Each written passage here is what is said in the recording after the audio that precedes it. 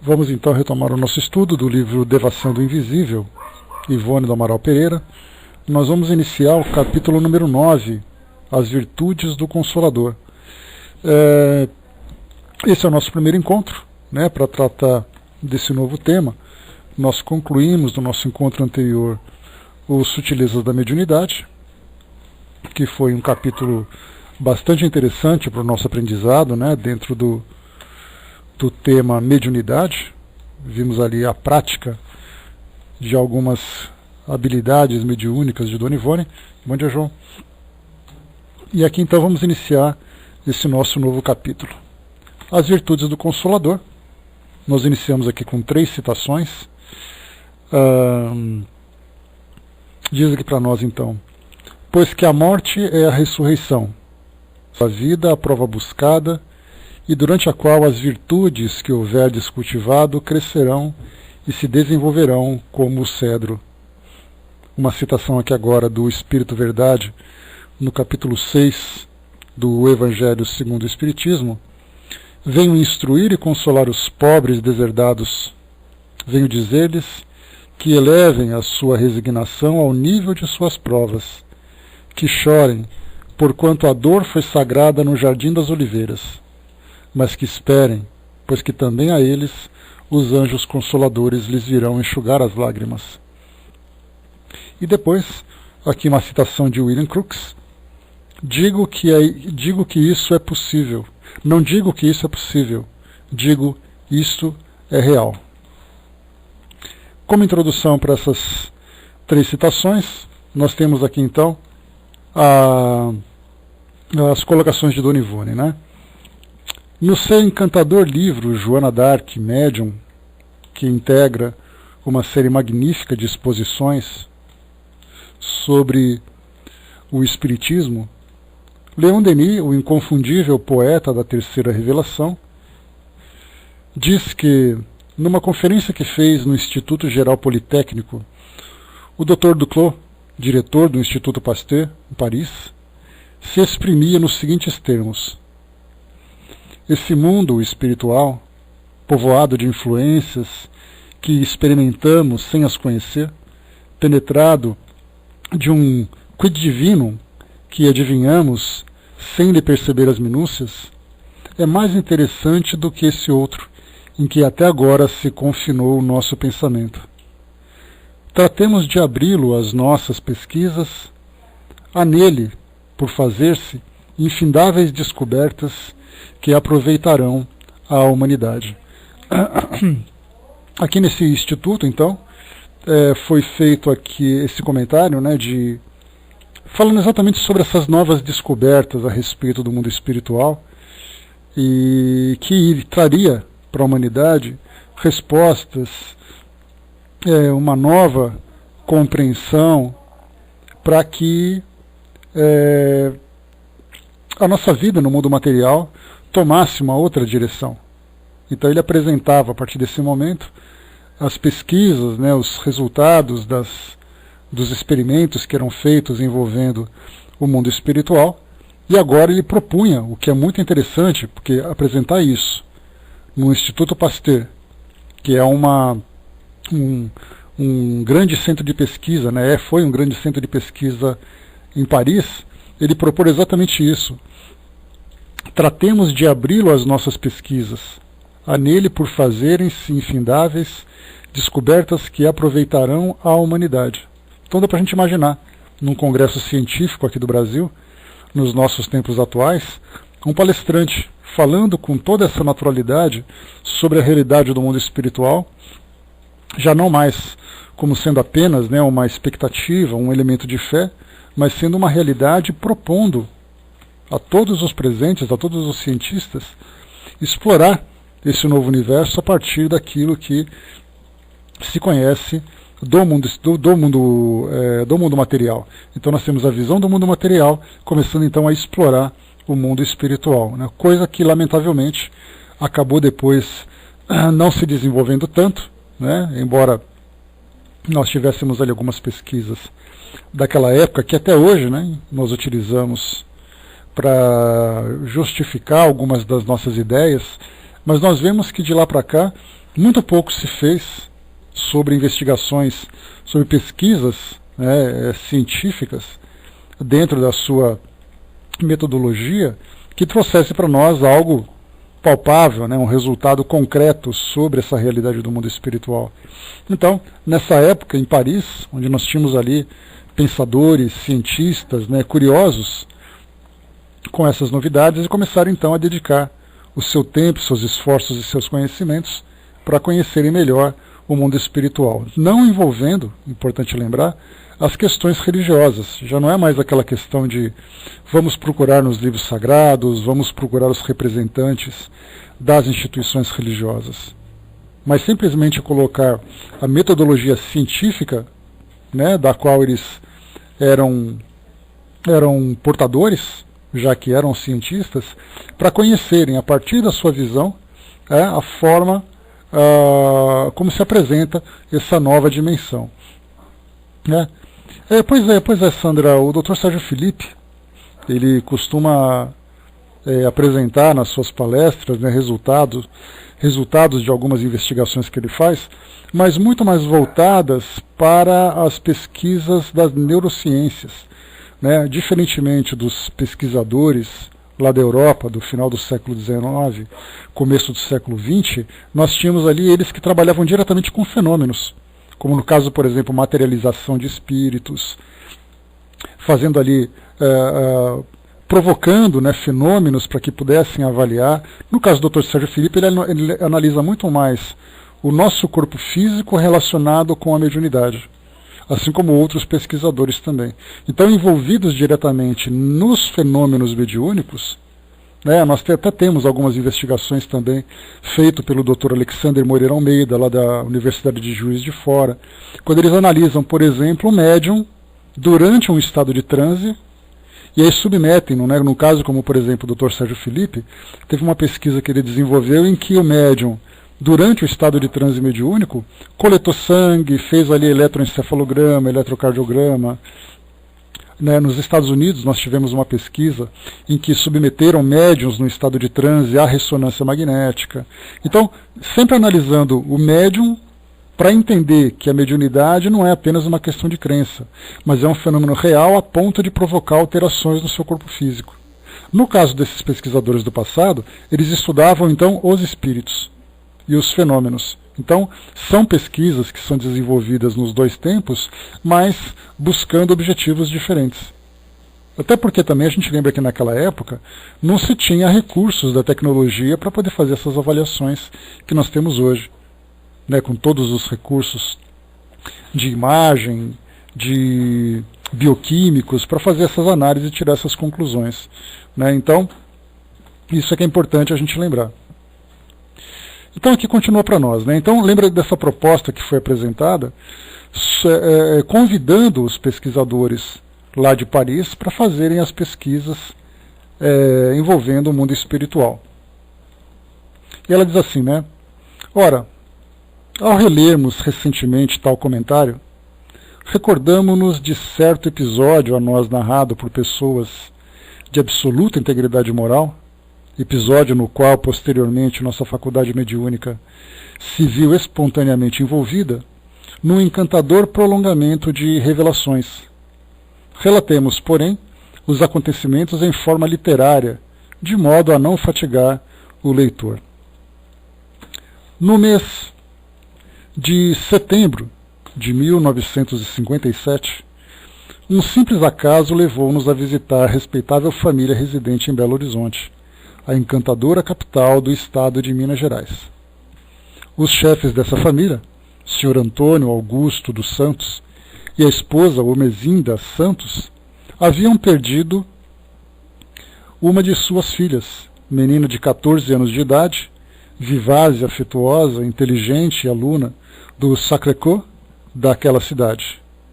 O decesso da gentil adolescente ocorrera no dia 14 de março de 1955, depois de 4 longos meses de uma enfermidade dolorosa que zombara de todos os recursos da ciência médica, torturando o coração dos pais que viam definhar a mimosa filhinha sem que um só alívio lhe pudesse ser ministrado.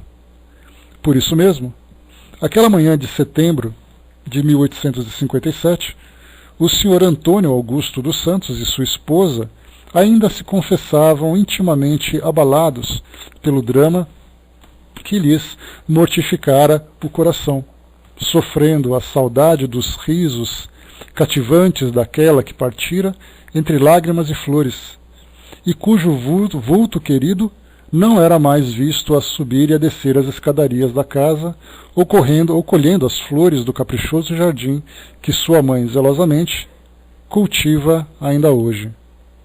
Traíam ambos, pois, pesar e amargura, ao se referirem ao fato doloroso, o que, sobremodo, comovia os ouvintes. Aqui um caso, como tantos outros, tantas e tantas histórias semelhantes, e trazendo sempre a mesma dor, as mesmas dificuldades para lidar com essa separação. É bem certo que o médium, cujos labores inerentes à faculdade se estenderam já por um período longo, passa a adquirir percepções variadas e singulares, espécie de uma visão toda especial, percepções que, em determinadas circunstâncias, o levam a aprender não só algo do pensamento e das intenções alheias, como até mesmo as vibrações existentes nos locais visitados, permitindo-lhe captar também detalhes que se relacionem com as passadas existências das personalidades que neles vivem. Aqui a gente já estudou sobre isso, sobre a psicometria, nos itens anteriores, nos temas anteriores estudados no capítulo 8, Sutilezas da Mediunidade. E aqui ela coloca que depois de um certo tempo, no exercício da mediunidade, o médium começa a desenvolver também outras percepções, a ponto de avaliar as pessoas pela vibração, pelo modo como se comportam, o local onde vivem, por exemplo, como ela diz aqui para nós, como até mesmo as vibrações existentes nos locais visitados, permitindo-lhe captar também detalhes que se relacionem com as passadas existências das personalidades que neles vivem. Nós vimos aqui casos assim nas passagens em que ela comenta sobre a psicometria, exatamente sobre essas vibrações impregnadas nesses ambientes, e que fazem o médium muitas vezes viajar no tempo e na história daqueles que deixaram essas impressões. Então, algumas vezes histórias interessantes, outras vezes histórias bastante angustiantes, como ela comentou naquela fazenda, que foi fazenda de escravos, naquela chácara, que foi no passado uma fazenda de escravos, lá no Rio de Janeiro, em que ela percebeu ali a história envolvendo as personagens daquele período. Continuando aqui então.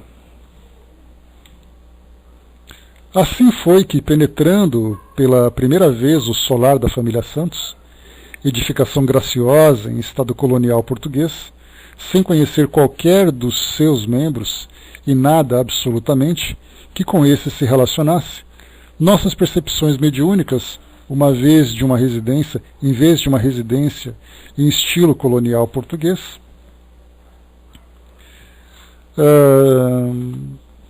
fizeram-nos entrever e sentir um estranho ambiente artístico, suntuoso e evocativo, mas no estilo da velha Índia, e não de Portugal, o qual nos envolvia e penetrava como se o distinguíssemos através de quadros sugestivos que outra vontade, independente da nossa, nos decalcava no íntimo do ser.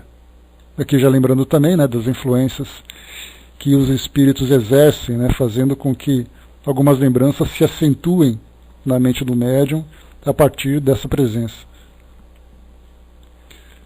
Sob tal injunção, cercavam-nos não os aposentos confortáveis, modernos, que se veem no solar, mas velhas arcadas do estilo oriental, portas rendilhadas, como joias de filigranas, varandas com formosos balaústres, tetos esculpidos com altos relevos reluzentes,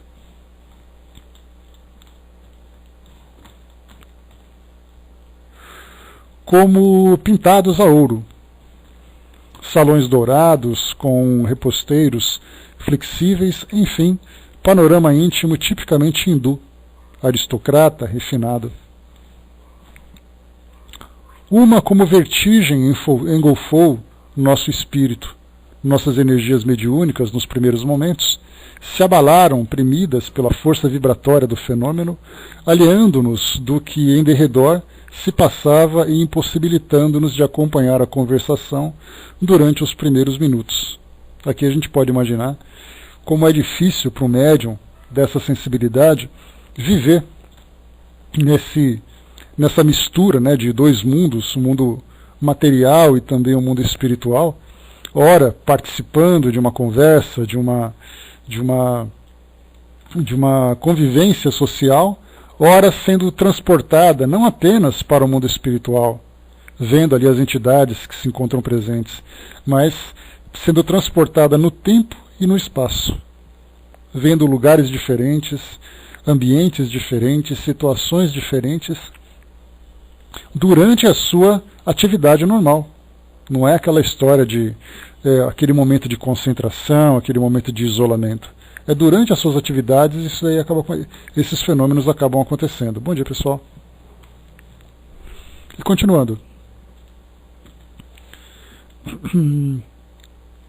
Refazendo-nos pouco a pouco, não sem estranhar, porém, a singular visão que nos fora dado distinguir através do sexto sentido, lembramo-nos de que o Sr. Santos era português nato, seus filhos brasileiros, e sua esposa igualmente brasileira.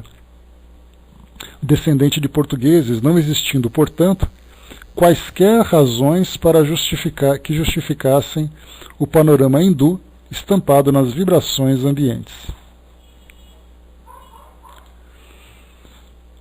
A não ser que se recorresse à ligação de Portugal com a Índia, nos dias do passado, onde a participação do Sr. Santos ou de alguém de sua família em anteriores existências poderia influir na aura espiritual desse pressuposto atuante do passado, daí advindo então as percepções por nós sentidas, né? O que ela coloca é que, fazendo uma evocação, né, do histórico de cada pessoa presente naquele ambiente, naquela circunstância, naquela situação, nós vimos então que muitas vezes uma existência que há muito não era lembrada, muitas vezes até já desconfigurada das nossas preferências do presente, né? Porque muitas vezes não, né? Não são raras as vezes em que nós manifestamos no presente, de acordo com as preferências de uma música, de um ambiente, de qualquer elemento cultural que nos leve a algo que vivemos no passado. Então nós temos pessoas que se sentem muito bem num ambiente completamente diferente, sem ter no presente qualquer relação com aquele local. E aí então, fazendo uma lembrança do passado, vê que ela já teve, se não diretamente estando naquele local, algo relacionado com aquelas origens, né? Então a gente sempre traz ali as tendências que nós desenvolvemos em existências anteriores. Só que muitas vezes essas existências são tão antigas que já não trazemos mais nenhum tipo de resquício, pelo menos agora nas nossas preferências atuais, de um modo consciente e de um modo lúcido. Mas como a Dona Ivone lembrou aqui, é uma cultura hindu, numa família de portugueses, com filhos brasileiros, sem qualquer tipo de relação com aquele país, ou com aquela cultura, com aquelas tradições. E aí então, é levantada então a possibilidade, exatamente para que, se fizéssemos uma regressão, voltando no tempo, né, num tempo muito distante, poderíamos encontrar essa experiência vivida por esse espírito, ou por aqueles espíritos, e que acabaram deixando inconscientemente aquelas impressões. A gente pode lembrar nessa mistura toda que vai acontecendo, na própria história de Emmanuel, lá no livro Há 2000 anos, quando ele tinha ali uma origem romana, depois ele acabou se tornando escravo, depois ele foi para a Europa, e aí então ele vai construindo o seu mapa, vamos dizer assim, o seu mapa genealógico, né, se a gente pode chamar dessa forma, pelo menos dentro da genealogia espiritual, em que a gente vai vendo assim todas as etapas reencarnatórias que ele foi vivendo, e muito mais do que tudo isso, porque muitas vezes a gente considera assim, quem eu fui no passado? Né? É uma pergunta que todo mundo faz. Né? Na verdade, quem eu fui eu mesmo. Né? Mas a pergunta é qual foi a experiência que eu vivi no passado? E então, através das regressões de memória, ou mesmo do entendimento que nós fazemos sobre as reencarnações, nós ficamos muito preocupados sobre onde nós vivemos, com quem nós vivemos e o que exatamente aconteceu. Mas nós não levamos em consideração todas as influências que nós sofremos estando presente naquele local. A nossa cultura, a nossa preferência. Porque a gente pensa muito nisso, né? Olha, eu vivi na Europa na época medieval. Seja lá num castelo, como um nobre, seja como um plebeu, numa vila agrícola qualquer ali, dentro dos feudos na Europa. Então a gente fica pensando muito assim na parte simples, vamos dizer assim, colhendo fatos, datas e nomes. Mas, estando naquele local, eu tinha uma tendência a ter preferências por alimentação, por hábitos do meu cotidiano, questões religiosas que me influenciaram.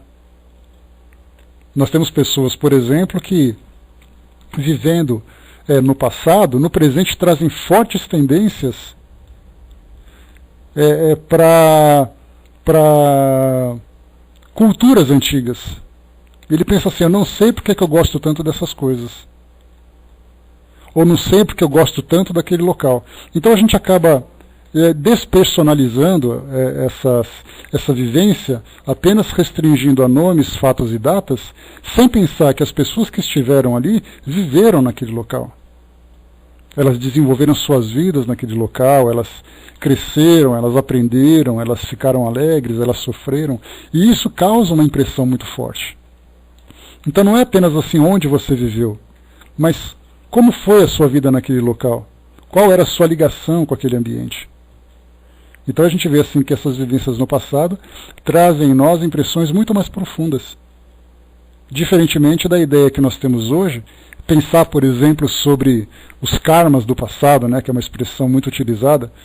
Eu tenho um karma porque eu vivi naquele lugar. Então a gente pensa especificamente nos sofrimentos e nas experiências que foram vividas, mas não, né, na presença daquele espírito, naquele local, vivendo o dia a dia, o seu cotidiano. Continuando. Não obstante tais choques e estranhezas psíquicas, calamo-nos receosa de cometer uma impertinência ou indiscrição se algo comunicássemos do que percebimos, abstendo-nos, pois, de qualquer revelações ou indagações, muito embora soubéssemos ser o chefe do solar visitado, assaz simpático à causa espírita. Aqui ela já falou sobre isso também, na introdução, né, de um dos capítulos, se não me engano foi esse mesmo capítulo anterior, Os Sutilezas da Mediunidade. Nós vimos ali que ela comentava que uma das grandes dificuldades que médiums de tal sensibilidade acabam enfrentando é exatamente o momento em que eles revelam isso para as pessoas que estão próximas.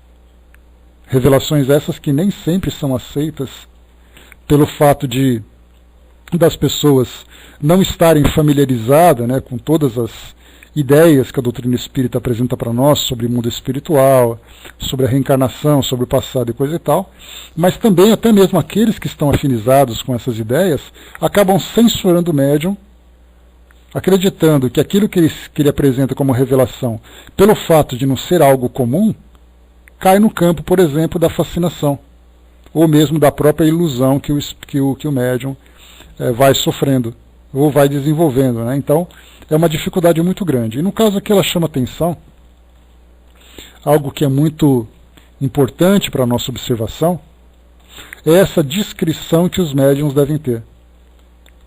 Já ouvimos histórias, por exemplo, de pessoas que vão a um determinado local ou vão encontrar com determinada pessoa, e ele diz baixinho, assim, com aquele tom de sussurro, né? Olha, eu vi uma pessoa do seu lado. E de repente tinha mesmo. Mas a pergunta é, o que isso vai contribuir para aquela pessoa que estava ali?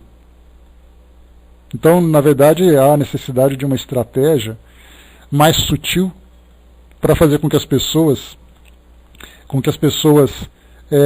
entendam a mensagem sem sofrerem as perturbações, né? Então, nesse caso que ela comenta, chega na casa de uma pessoa, tem ali toda aquela decoração característica ali da cultura que eles viviam, nesse caso uma herança portuguesa, então dá para a gente imaginar ali a parte dos tecidos, dos objetos, né, dos quadros, da mobília, né, com aquela cara, né, colonial de Portugal. E aí depois ela fala assim, olha, eu estou vendo aqui tudo hindu, tudo com uma decoração da Índia. Então, nesse caso, a pergunta seria, o que exatamente isso ia contribuir?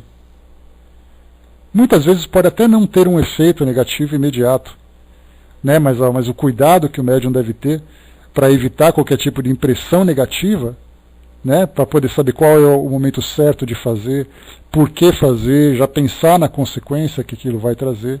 Então, essa discrição que os médiums bem desenvolvidos, bem educados precisam ter, é necessário para preservar as pessoas. E isso acontece não apenas fora do centro espírita, mas dentro também. Porque nós temos uma tendência muito grande a apontar nas pessoas, é mais ou menos aquela história que quando você se depara com um meio de comunicação, na internet, ou na televisão, no rádio, em qualquer lugar, de repente você ouve a notícia que tal pessoa morreu, uma pessoa famosa. E aí nós percebemos que é impressionante a necessidade que nós temos de contar primeiro para todo mundo que aquela pessoa morreu. Você sabe quem morreu? Fulano. Aí dá aquela satisfação em nós de ter dado a notícia em primeira mão. Mas a pergunta é, qual a utilidade disso tudo exatamente? A não ser satisfazer, muitas vezes, a nossa mórbida curiosidade. Porque a notícia vai se espalhar, todo mundo vai ficar sabendo. Mas por que nós queremos fazer isso primeiramente?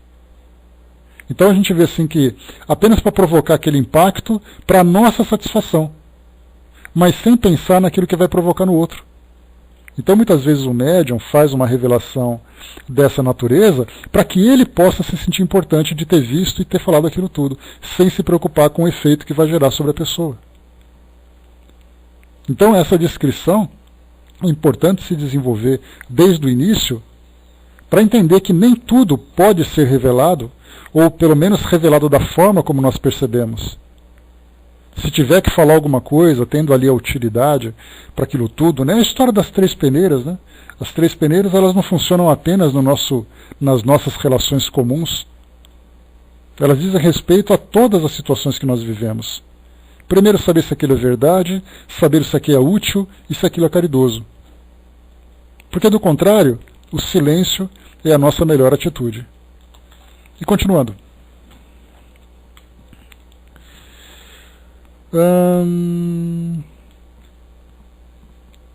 Então ela percebeu aqui, como ela comentou, né, o senhor Antônio era ali uma pessoa que tinha simpatia pela doutrina espírita, mas mesmo assim ela ficou com receio de comentar qualquer coisa. Vamos lá. De outro modo, tantas são as impressões, visões, panoramas, descobertas, mesmo que o médium obtém em cada local, para onde as circunstâncias o requisitam, que se os narrasse todos, tornar-se-ia enfadonho, desacreditado, ridículo, considerado fanático ou obsidiado. De passagem, acrescentaremos que, além do ambiente espiritual hindu, assim percebido, sentimos-nos igualmente envolvida por uma singular influenciação artística, pois a residência em apreço, vibratoriamente, é como um cenáculo de arte clássica, dado que um dos filhos varões do casal, Santos, é jovem tenor de largo futuro, enamorado da boa música, já com 2 excursões pelo estrangeiro, Alemanha e Estados Unidos. 2 filhas, pintoras de grandes dotes artísticos e fácil inspiração, e mais 2 filhos varões, engenheiros, arquitetos, donos de súbito valor profissional.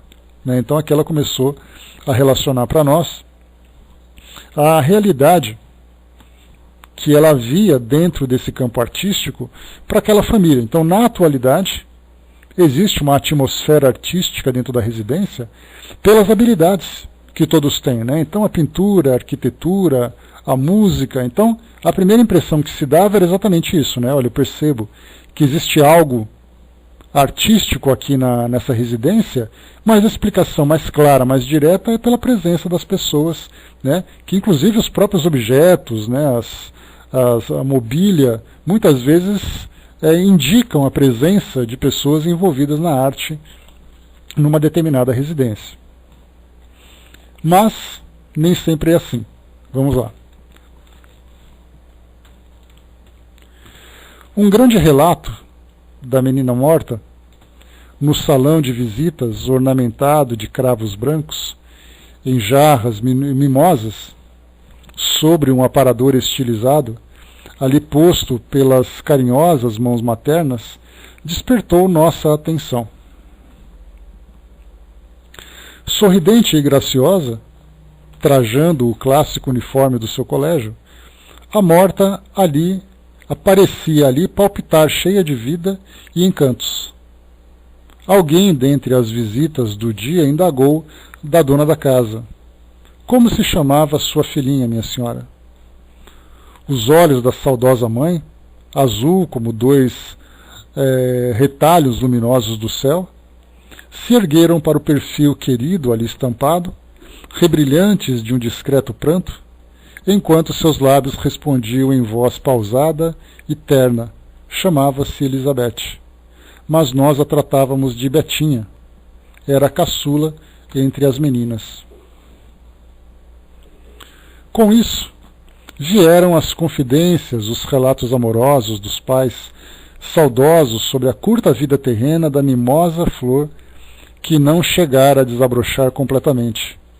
1000 detalhes e pequenas particularidades que tecem o encantamento dos pais afetuosos, sempre interessantes para o observador que procura distinguir.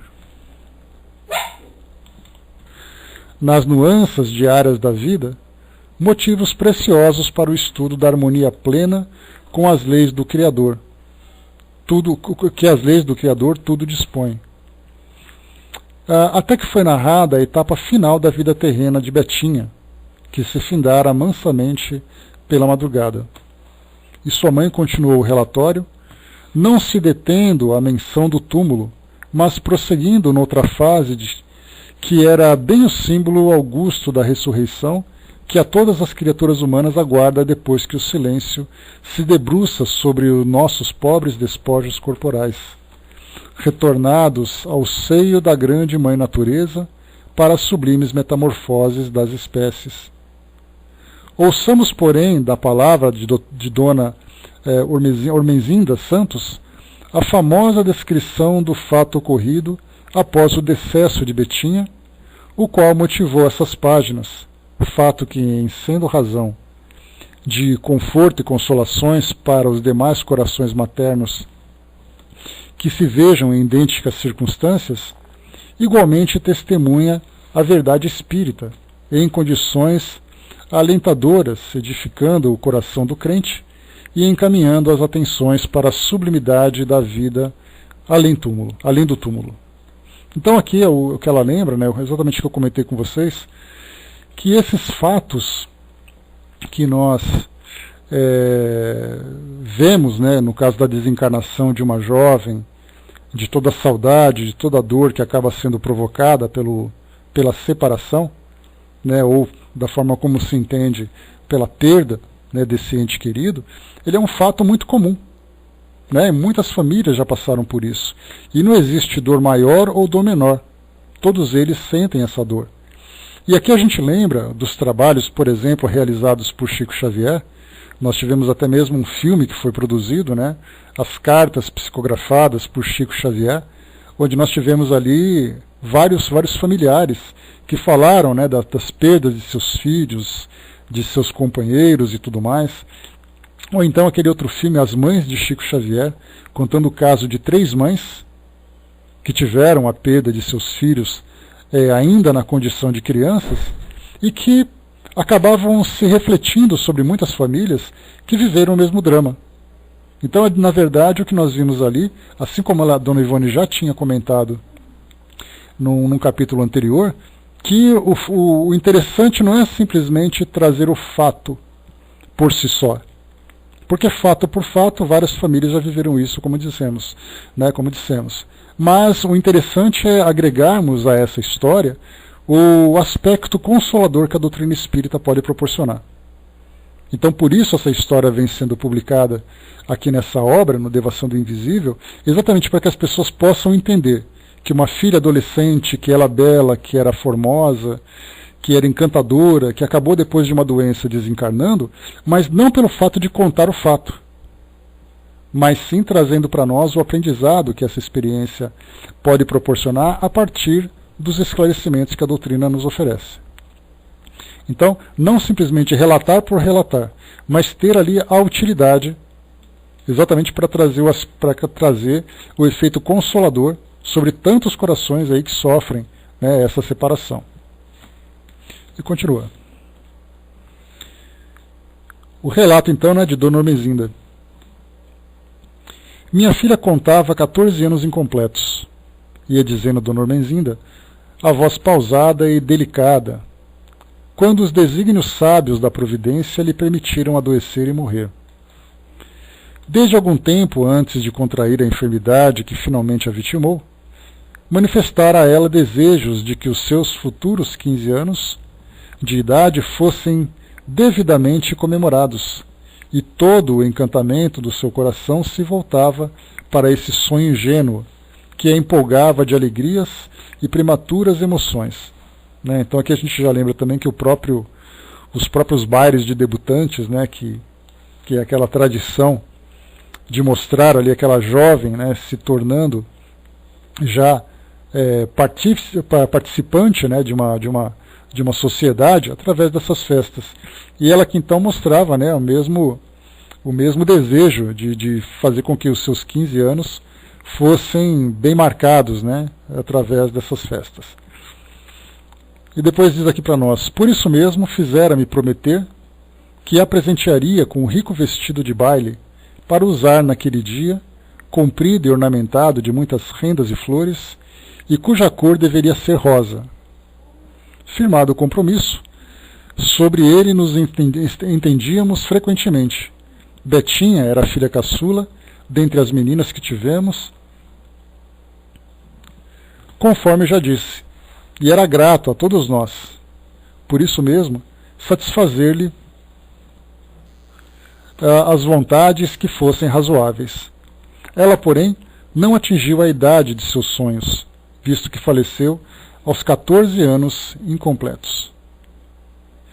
3 dias após o seu passamento, no entanto, encontrando-se toda a família abalada e chorosa, como seria natural, um fato singular, belo e comovente, recordando os livros clássicos de filosofia religiosa de todos os tempos e países, bem assim os compêndios de ciências psíquicas firmados por eminentes sábios psiquistas que se dedicaram a devassar o além-túmulo, positivando a continuação da existência da criatura após a morte do corpo carnal, veio demonstrar que nossa Betinha, por quem chorávamos tanto, prosseguia viva e feliz como dantes, porventura mais bela e venturosa ainda, concedendo-nos a satisfação de permanecer ao nosso lado em espírito sempre que possível e com a permissão de Deus.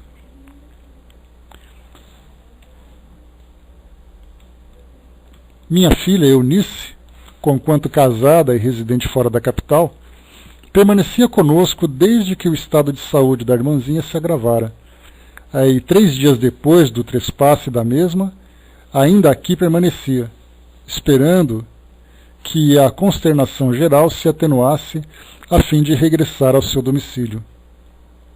Na noite em que se deu o acontecimento que passarei a relatar, dormia ela no quarto de sua irmã Zinda, e nenhuma normalidade fora pressentida, conservando-se toda a família conformada com os desígnios divinos, não obstante pesarosa e sofredora. Eunice fatigada pelas lutas de 4 meses de enfermagem, junto da doente, pois frequentemente aqui estava, repousara tranquilamente durante grande parte da noite, serena e confiante, sem qualquer excitações mentais.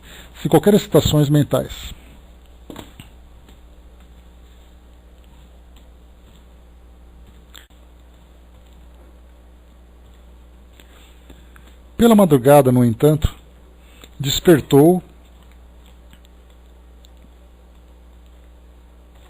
reconhecendo-se perfeitamente na posse de si mesma, observando, porém, estranha claridade no aposento, posto às escuras. Sua irmã Zilda dormia pesadamente, como vencida por um torpor que mais se assemelhava à profunda letargia de um transe mediúnico do que a um sono natural. Subitamente, porém, a elevar-se do solo cerca de 1 metro, talvez mais, Eunice distingue um aglomerado de matérias sutis, como fumaça lucilante, traindo colorações levemente amareladas, luminosas e muito delicadas.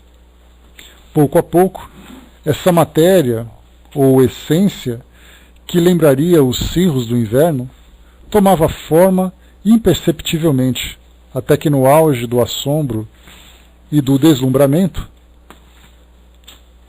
o duplo ou corpo espiritual de Betinha, cujas formas carnais jaziam sepultadas desde 3 dias, apresentava-se na plenitude de sua graça e beleza, trajando lindo vestido de baile cor-de-rosa, cujo modelo lembrava o clássico figurino Imperatriz Eugênia. A materialização era perfeita, acentuando particularidades, rendas, fitas, flores azuis, sobre o lindo tom rosa, guarneciam a insólita indumentária de além-túmulo. Admirada e feliz, Eunice tentava despertar a irmã, que continuava imersa em profundo sono no leito fronteiro, para que igualmente desfrutasse o encantamento da formosa aparição, recordando os pastores de Judá, que uns aos outros despertavam alta noite ao se manifestação celeste que lhes comunicava o advento de Jesus na noite sublime de Belém. Mas Zilda está incapaz de despertar. Apenas emite longos gemidos, longos suspiros, pois que é ela a médium de efeitos físicos, que ignora a própria faculdade porque não professa a fé espírita, e que fornece elementos, ectoplasma, para a garantia da aparição. Aqui, antes da gente continuar, é importante, a gente destacar esse fato, quando se fala, por exemplo, sobre fenômenos de materialização, há necessidade, ou qualquer tipo de fenômeno de efeitos físicos, há a necessidade da presença de um médium que tenha a capacidade de doar esses fluidos, nesse caso o ectoplasma, para que possa acontecer o fenômeno, ou para que os próprios espíritos façam a manipulação que desejam. É importante também nós ressaltarmos que 2 tipos de mediunidade nós temos conforme nós estudamos no Livro dos Médiuns. Temos a mediunidade de efeitos físicos e de efeitos intelectuais. Muitas vezes um médium de efeito físico não é capaz de produzir nenhum tipo de fenômeno de um resultado intelectual, ou seja, não é capaz de provocar um fenômeno que traga um resultado que seja compreendido pelas pessoas como sendo uma mensagem.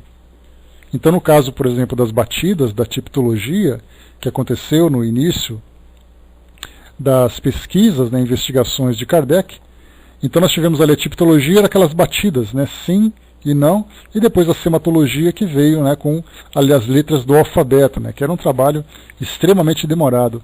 Então, inicialmente, o fenômeno por si só era um efeito físico, como, por exemplo, batidas, que nós ouvimos nas histórias de fantasmas, que todo mundo conta, batidas, portas rangendo, gavetas abrindo, objetos caindo no chão.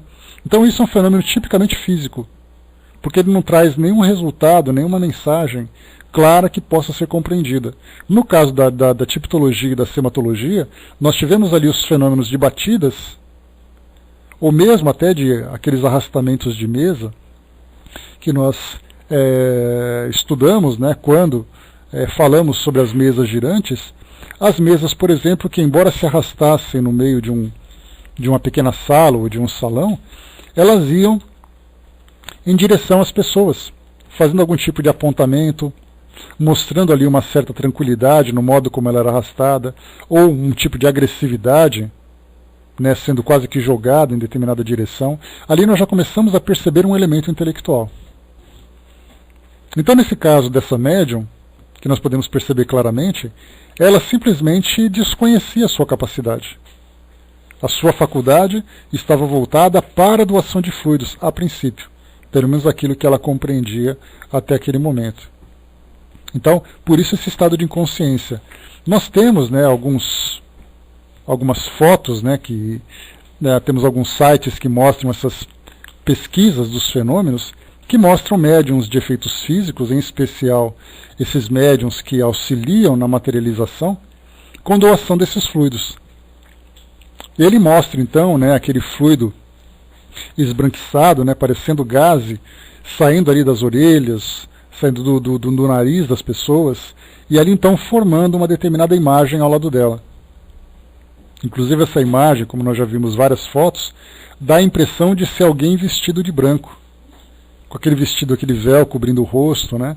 E, inclusive chamando atenção para a nossa famosa lenda urbana, aquela loira do banheiro, né? Que mostra ali uma mulher que ia se casar e coisa e tal. Então, na verdade, o que nós lembramos é que esse tipo de produção por parte dos espíritos, sem se preocupar com os detalhes do rosto, os detalhes da roupa, como aconteceu, por exemplo, nesse caso da Betinha, que apareceu com o seu vestido, né, rosa, ali todo detalhado, né, com toda a beleza que ela tanto sonhava, diferentemente de muitos outros dos espíritos que só se materializam, dando a impressão daquele espírito vestido com um lençol. Como é assim a imagem clássica dos fantasmas, né?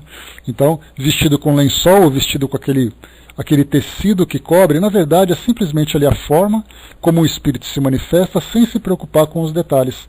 Então dá a impressão daquela massa branca em formato humano, alguém vestido de véu, alguém vestido de branco, que na verdade é a forma prática que os espíritos têm de se manifestarem. Então, aqui mostra a Zinda, a irmã da Betinha, dessa família, que é uma médium, então, que tem a capacidade de doar fluidos sem ter conhecimento. E nesse momento, então, foi que teve ali a revelação. Ela ficando inconsciente, porque é isso que geralmente acontece. Nós tivemos, por exemplo, médiums como Peixotinho, como o próprio Chico, né? Nós tivemos ali médium como... deixa eu lembrar outro aqui. Me fugiu o nome dele agora. Bom, enfim, nas fotos que nós encontramos, nós vemos o quê? Os médiuns, então, deitados, ao lado do espírito que se manifesta, e esses médiuns, então, num estado de inconsciência. Exatamente porque essa doação de fluidos, naturalmente, deve drenar ali as energias do médium, então ele fica naquela condição de repouso. Até porque também é a melhor forma para que ele possa doar fluidos. Ele não vai conseguir fazer essa doação concentrado e ativo em outras atividades. Continuando aqui, vamos lá.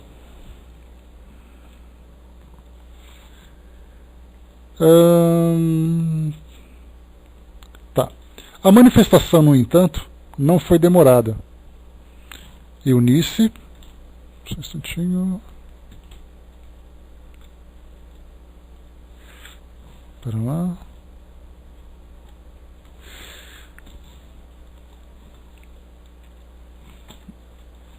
Não foi demorada. Eunice, que se atordoara em presença do fato invulgar, a que jamais assistira e que desconhecia, não teve a presença do espírito de rogar à irmãzinha materializada que se detivesse assim, ainda por alguns instantes, enquanto despertaria as demais pessoas da família, para que igualmente contemplassem Betinha ressurgida do silêncio da morte, para todos provar a própria imortalidade. Aqui seria muita pretensão. Você está deitado à noite, de repente sobe ali uma massa luminosa, aí um espírito se materializa na sua frente, e você vai ter aquela lucidez e diz assim, olha, espera um pouquinho só, que eu vou chamar todo mundo. Geralmente as pessoas correm, correm apavoradas com aquilo que que está presenciando e que é mais distância, né? Eu me lembro até de uma passagem do Richard Simonetti no seu livro Quem Tem Medo da Morte. Ele comenta exatamente, né? Uma pessoa, uma família, teve ali um desencarne, e ali então a irmã da desencarnada sofria muito por causa dessa separação, por causa dessa perda. E aí então ela ficava rogando, né, nas suas preces, que queria saber como é que a irmã estava, que sentia saudade da irmã, que estava sofrendo muito e tudo mais. E aí então eis que um dia a irmã aparece para ela na casa dela. E ela então quase que infarta, e ela sai desesperada ali correndo, dizendo que ela não quer mais saber da presença da irmã. Não quer saber de ver fantasma, não quer saber de nada. Né? Bom dia, pessoal que chegou. Então nós temos ali um desses fatos, né, que nós queremos ver, mas ao mesmo tempo tem aquele nosso instinto de sobrevivência que acaba deixando aquela necessidade, né, de nós nos preservarmos daquilo que aparentemente é uma ameaça. Então, apesar de toda a beleza que a jovem, da forma como a jovem se manifestou, né, com a sua roupa, com sua luminosidade e tudo mais, né, seria muita, mais uma vez, pretensão imaginar que ela teria assim aquela iniciativa de pedir para que o espírito esperasse um pouquinho, que ia então acordar todo mundo. Então você pode imaginar a cena, né? Aparece o espírito, você chacoalha a sua irmã do lado para que ela levante, e ela continua roncando ali quase que desmaiada. Então a pessoa certamente ela ficaria paralisada, não tenho dúvida nenhuma, né? E continua.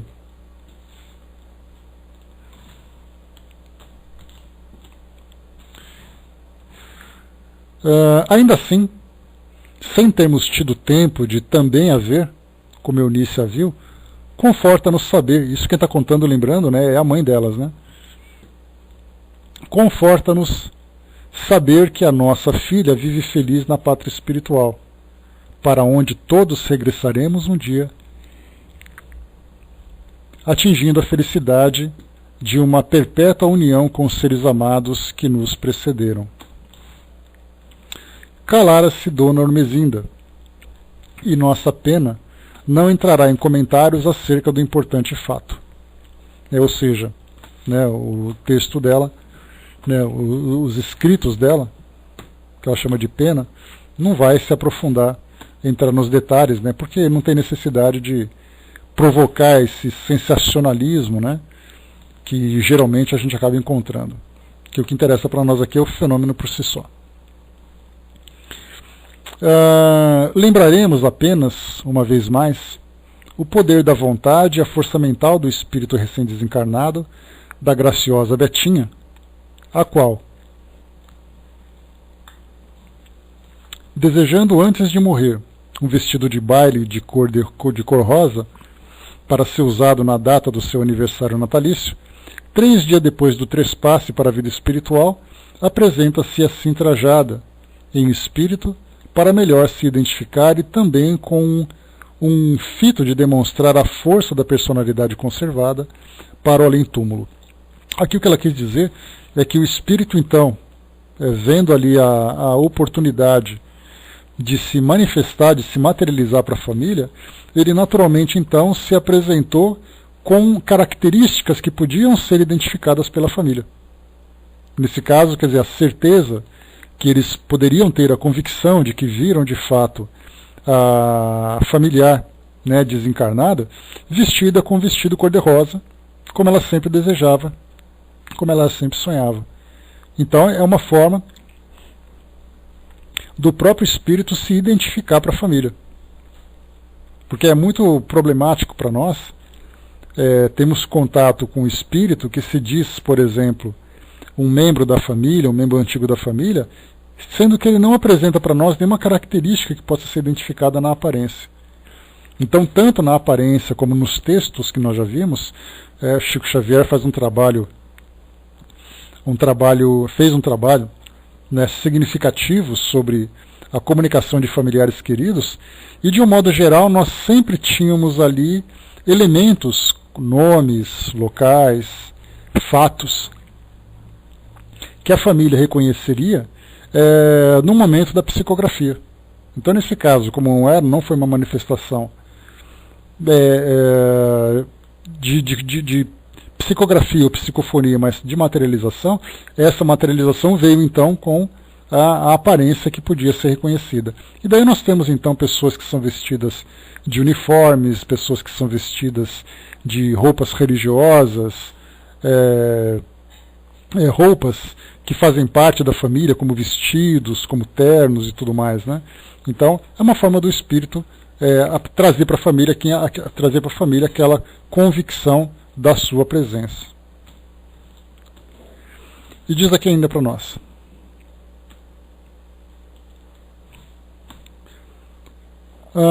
e o fez imprimindo suas sutis delicadezas do próprio perispírito as formas da indumentária desejada, pois sabemos que o corpo espiritual é impressionável, amoldando-se a todo e qualquer impulso do nosso pensamento, o qual, por isso mesmo,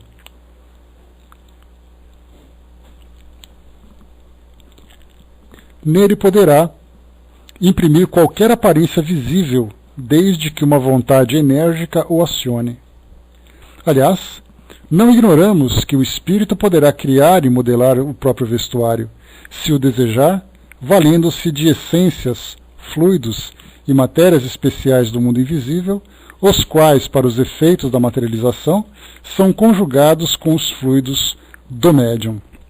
Aqui nós já vimos, inclusive, no próprio primeiro capítulo desse livro, que falava sobre os mistérios do mundo invisível, onde nós tivemos ali a presença de estruturas, a presença de vestuário, dos espíritos. E quando ela fala que o espírito imprime uma vontade profunda, uma forte vontade, não é simplesmente uma vontade consciente, em que ele pensa, em que ele deseja, e as coisas acontecem.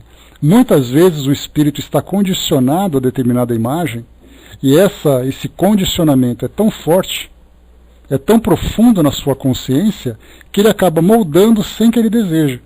É o caso, por exemplo, dos espíritos que se apresentam numa condição de sofrimento, com ferimentos, com doenças, com determinados tipos de vestimentas, né? Então, não é o que ele deseja que aquilo aconteça, como foi o caso dela, da Betinha, que desejou aquele vestido e se apresentou daquela forma. Outras vezes o espírito está tão condicionado, acostumado com aquela aparência, ou é exatamente o que está impregnado na sua mente, que ele acaba se refletindo depois no seu perispírito. Então, por isso que Kardec comenta, nas descrições que passavam para ele ali os médiuns videntes, que trabalhavam lá na sociedade, mostrando espíritos com diversos tipos de roupas. Cada um ali usando aquilo que é mais conveniente, ou muitas vezes aquilo que é para ele uma realidade. Ele vê aquilo e acredita que aquela é a sua realidade. E nós vemos então, principalmente pessoas que acabam desencarnando de um modo muito doloroso, ou que traz, obrigado, Cinzinho, ou que traz deformações e tudo mais, vemos ali que isso se reflete na realidade do espírito. E aí então no mundo espiritual, através daquele trabalho psicoterápico, vamos dizer assim, que todos nós já vivenciamos e continuaremos a vivenciar quando retornarmos para o mundo espiritual, de nós nos desprendemos da realidade do mundo físico. Então, aquilo que nós éramos aqui no mundo material fica na nossa história, e a nossa realidade no mundo espiritual, ela começa então a ser outra, refletindo exatamente o equilíbrio do espírito, através não apenas da própria recomposição do seu perispírito, mas até mesmo também do seu próprio rejuvenescimento. Que nós lembramos que a aparência da velhice, ela representa, na verdade, a velhice do próprio organismo. A partir do momento em que o espírito não mais pertence ao mundo material, já se desvinculou do corpo físico, a sua aparência vai refletir exatamente o seu estado de espírito. Eventualmente ele pode manter aquela aparência de mais idade, como é o caso que nós vemos, por exemplo, o próprio Dr. Bezerra de Menezes, aparece daquele senhorzinho com aquela barbinha e tudo mais, ou ele pode usar essa aparência apenas dentro das suas manifestações a título de identificação. mas sem que aquela seja a sua aparência contínua, a sua aparência natural.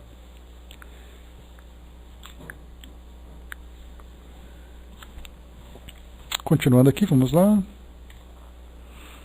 Tá, 218. Na manhã seguinte, acrescentara a narradora, Eunice, que é a hábil desenhista e inspirada pintora, traça a lápis o retrato da irmãzinha que a visitara em espírito, reproduzindo o magnífico vestido de além-túmulo, sem omitir um único detalhe, pois a aparição, muito nítida e caprichosa, se decalcara poderosamente em sua retina mental, permitindo a reprodução integral do que fora presenciado. E nós arremataremos, no caso Dona Ivone, trazendo as considerações dela. Exatamente como agiu o pintor alemão Alberto Dürer,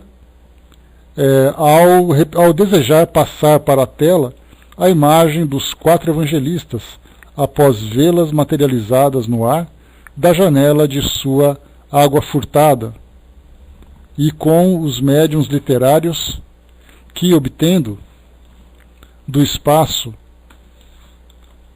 durante os transportes mediúnicos ou transes felizes, pela ação de seus guias espirituais, a narrativa encenada de grandes dramas de vidas humanas.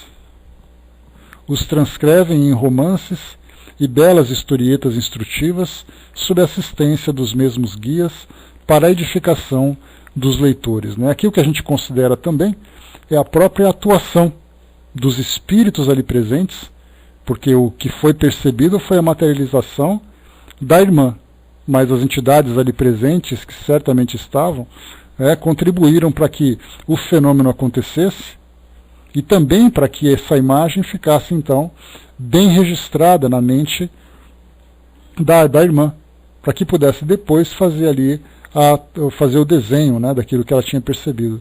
E aqui o Dona Ivone lembrou dos médiuns literários, que são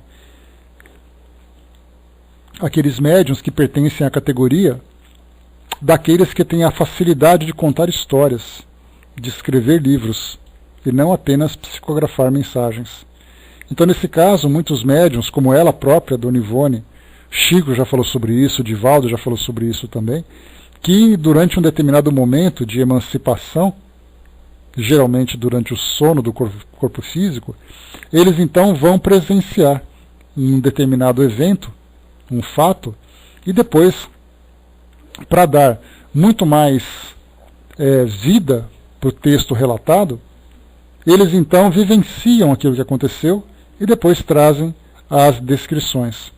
Então é uma forma que os espíritos têm de fazer com que a história seja realmente tomada por emoção, tomada por sentimentos que possam sensibilizar o leitor.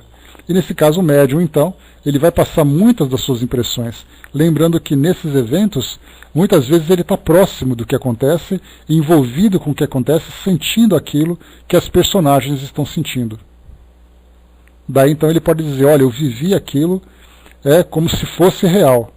E aí então aquilo que ele vai psicografar virá então tomado, impregnado por essa emoção de ver aquilo como sendo algo real.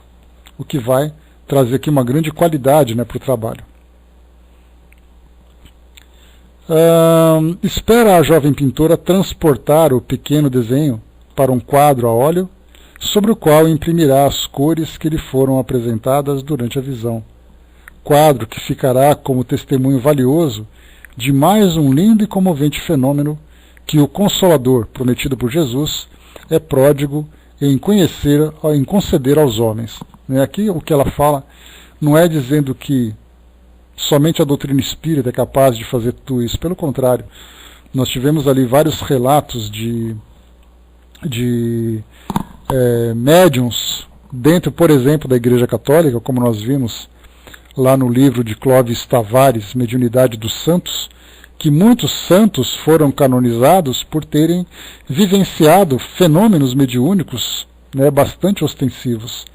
E muitos desses relatos dizem respeito a visões, como foi o caso, por exemplo, de Joana d'Arc, de ter visto ali o anjo Gabriel, como foi o caso de outros tantos médiuns que relataram né, terem visto essas personagens do mundo espiritual.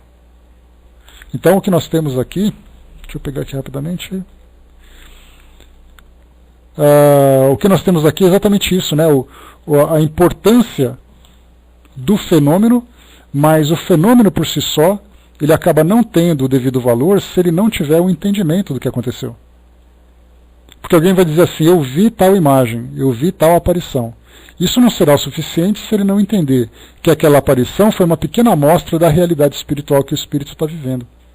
Então nós vamos juntar nas bases daquilo que nós estudamos, né, sobre todos os elementos relacionados com a imortalidade do espírito, como a continuidade na vida no mundo espiritual, desencarnação, reencarnação,